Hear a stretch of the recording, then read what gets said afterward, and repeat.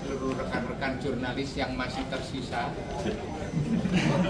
masih setia tersisa dan menemani dengan setia proses fit and proper calon anggota Dewan Komisioner LPS periode 2025 yang saya hormati. Komisi 11 DPR RI telah memilih secara musyawarah dan mufakat untuk menetapkan anggota Dewan Komisioner Lembaga Penjamin Simpanan periode 2025 adalah sebagai berikut. 1. Anggito Abimanyu ditetapkan sebagai Ketua DKLPS. Kemudian Saudara Farid Ashar Nasution, Wakil Ketua Dewan Komisioner LPS. 3. Dodi Zulferdi, anggota Dewan Komisioner LPS bidang program penjaminan dan resolusi bank. 4. Ferdinand Dwiko Raja Purba, anggota DKLPS bidang program penjaminan polis. 2. Keputusan Komisi 11 DPR RI ini akan ditindaklanjuti sesuai dengan mekanisme peraturan perundang-undangan.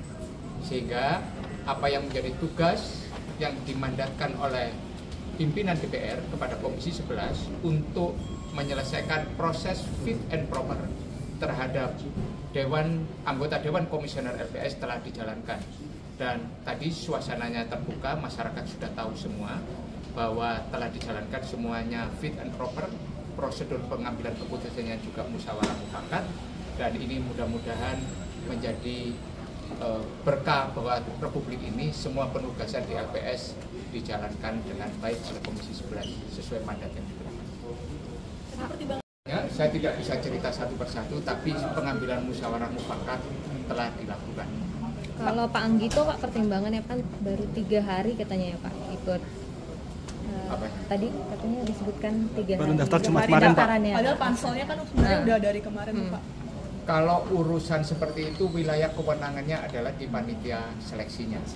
Itu bukan wilayahnya DPR. DPR menjalankan fungsinya dalam penugasan sesuai undang-undang, yaitu melaksanakan fit and proper atas surat yang dikirimkan oleh Bapak Presiden kepada pimpinan DPR, dan pimpinan DPR memandatkan kepada Komisi 11 untuk menjalankan fit and proper. Berarti tugas kami itu. Namanya dari Presiden langsung ya Pak?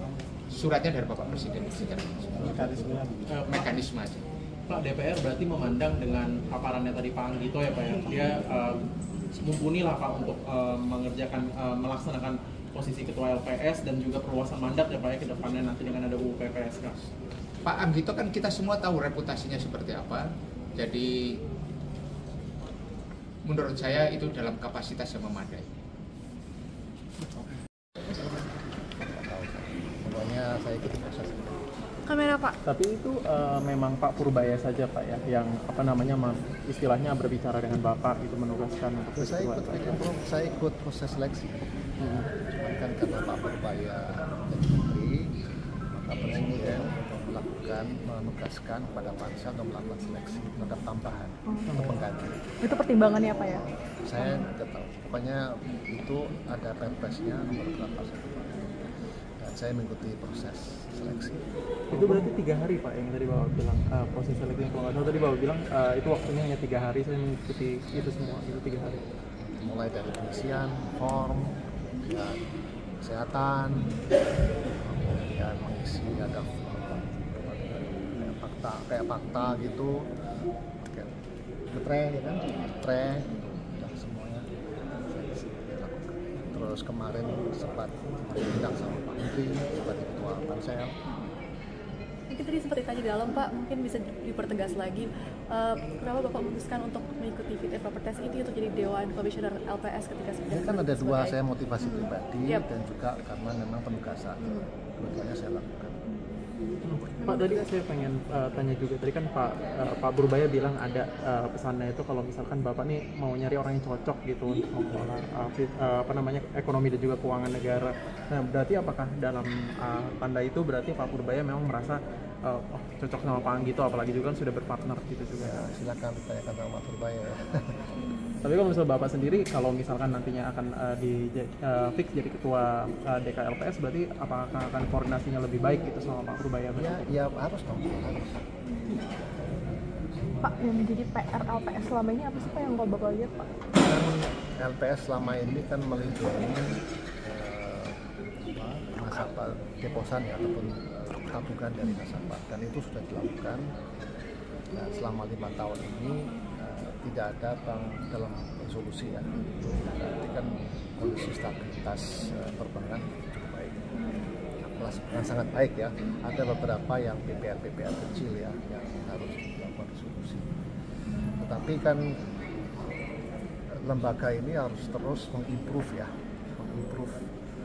memperbaiki kualitas SDM-nya, kemudian memperbaiki data integrasi, memperbaiki integritas dari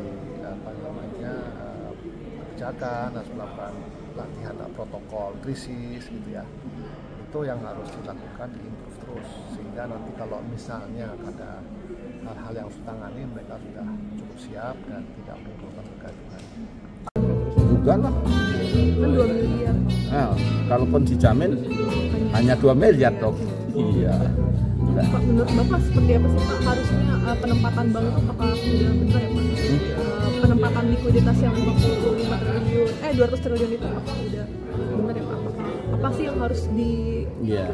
Ini kan salah satu cara dari Bapak Menkyu yang baru untuk mendorong kredit. Kita lihat mudah-mudahan berhasil. Kan kita juga nggak bisa skeptis, oh ini pasti gagal atau apa. Ya dicoba dulu. Kalau saya prinsipnya sama. Orang kalau udah belum coba, udah ngomong gagal, ya pasti gagal aja kan. Tapi kalau udah dilaksanakan, nanti dievaluasi kegagalannya atau kendalanya di mana, bottleneckingnya di mana.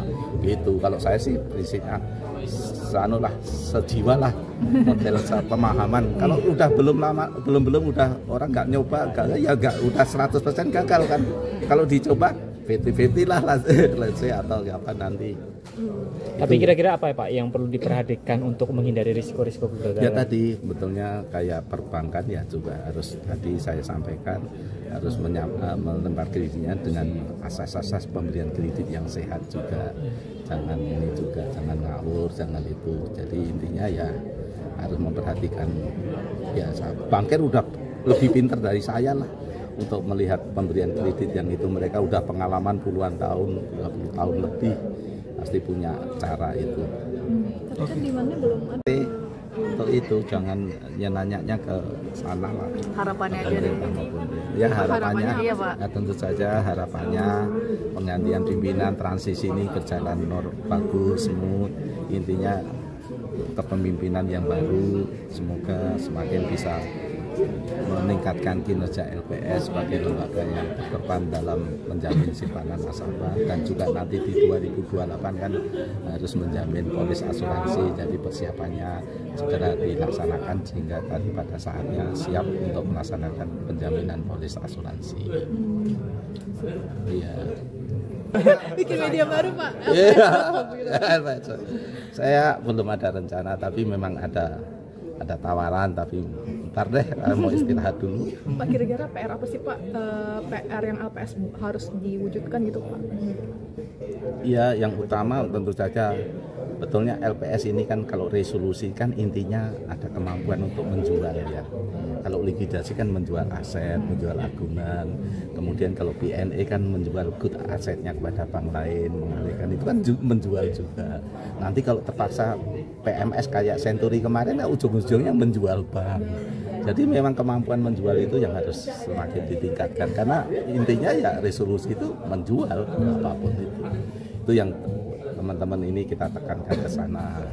Kemudian kapabilitas SDM tentu saja nanti udah makin makin maju. Sudah kalau terpaksa ngadapin satu bank umum yang gagal, mudah-mudahan teman-teman sudah siap. Pegawainya sudah 575 kan, udah cukup memadai lah untuk itu.